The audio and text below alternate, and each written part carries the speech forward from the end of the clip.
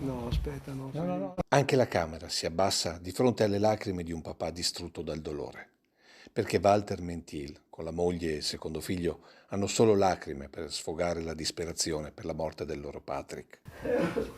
Un figlio esemplare, un figlio che non mi ha mai dato un problema, è sempre stato lo sportivo pieno e sempre leale con tutti.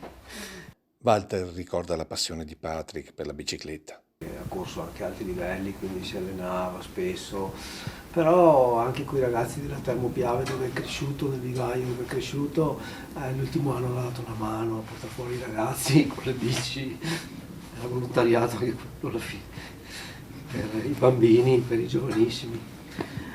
E cosa posso dirti? Un figlio squisito, una roba che...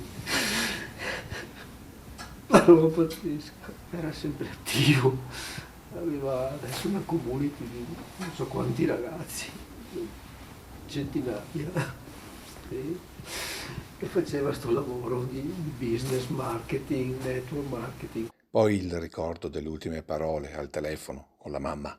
E ha detto 20 minuti arrivo, poi doveva andare a salutare un amico che parte per l'Erasmus in Olanda, quindi era sempre impegnato, sempre così un po' così. Coraggio. Sì, devastante. Un angelo. Era un angelo, era un angelo.